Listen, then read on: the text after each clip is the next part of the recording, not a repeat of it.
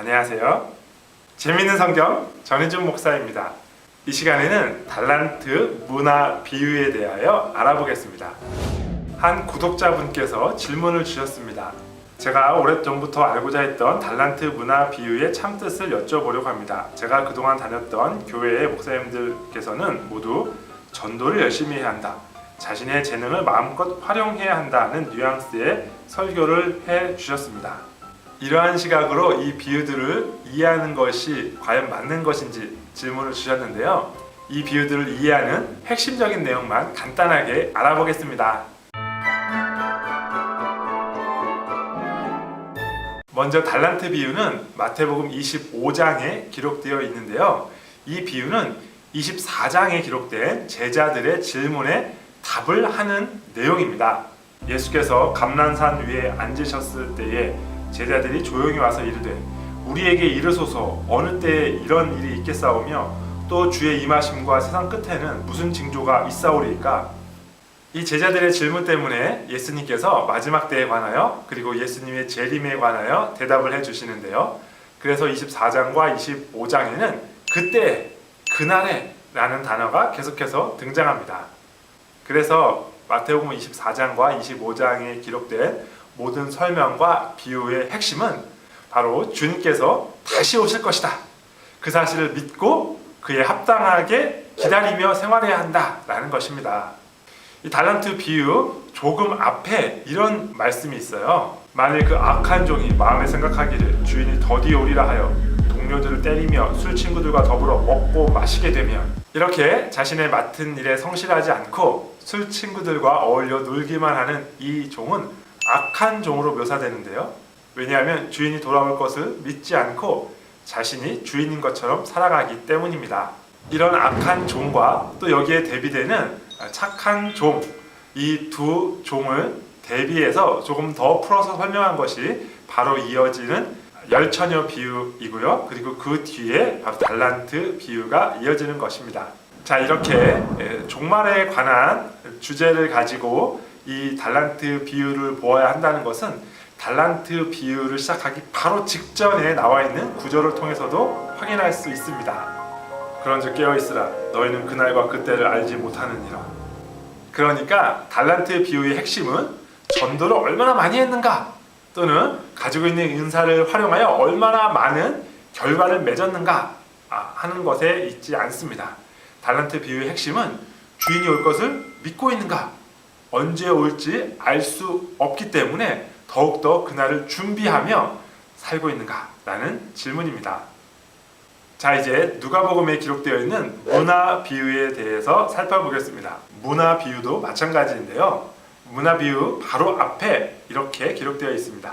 그들이 이 말씀을 듣고 있을 때 비유를 더하여 말씀하시니 이는 자기가 예루살렘에 가까이 오셨고 그들은 하나님의 나라가 당장에 나타날 줄로 생각함이더라. 문화 비유는 예수님께서 예루살렘에 입성하시면서 해주신 말씀입니다. 당시 사람들은 예수님께서 예루살렘에 입성하면 이스라엘을 로마의 압제로부터 해방시켜 줄 것이라고 믿었어요. 그것이 하나님 나라의 도래라고 믿었던 거지요. 그렇게 믿고 있는 사람들에게 예수님께서는 참된 하나님 나라의 완성, 곧 예수님의 재림에 관하여 말씀해 주신 것입니다. 그런데 문화 비유는 달란트 비유와 조금 강조점이 다릅니다. 이르시되 어떤 귀인이 왕위를 받아 가지고 오려고 먼 나라로 갈 때에 그 종 열을 불러 은화 10문화를 주며 이르되 내가 돌아올 때까지 장사하라 하니라. 그런데 그 백성이 그를 미워하여 사자를 뒤로 보내어 이르되 우리는 이 사람이 우리의 왕됨을 원하지 아니하나이다 하였더라. 이 비유는 당시 사람들에게 아주 익숙했을 텐데요. 왜냐하면 헤롯 대왕이 이스라엘의 왕이 되기 위하여 로마에 가서 로마 황제와 담판을 짓고 왕위를 받아 가지고 온 사실이 있기 때문입니다.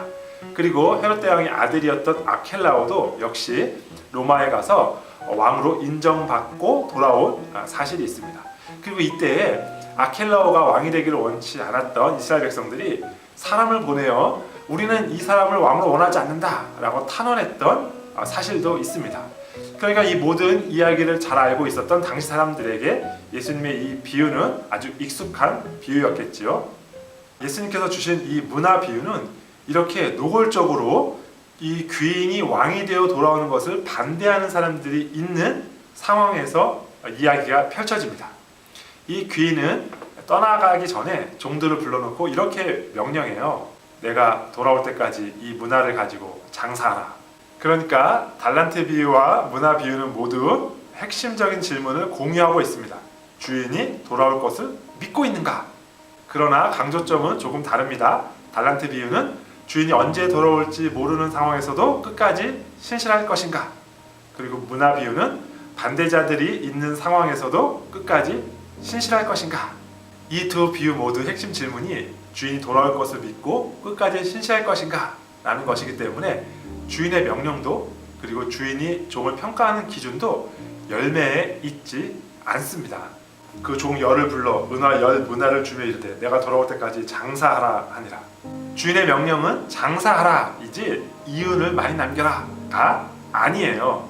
주인의 평가도 마찬가지입니다. 그 주인이 이르되 잘하였도다 착하고 충성된 종아 내가 적은 일에 충성하였으며 내가 많은 것을 내게 맡기리니 내 주인의 즐거움에 참여할지어다.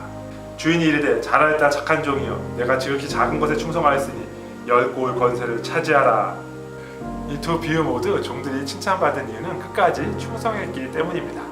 이 충성했다라는 단어는 거의 대부분의 영어 번역에서 faithful 혹은 trustworthy라는 단어로 번역된 단어예요. 그러니까 끝까지 신실했다라는 것에 초점을 맞추고 있는 것이죠.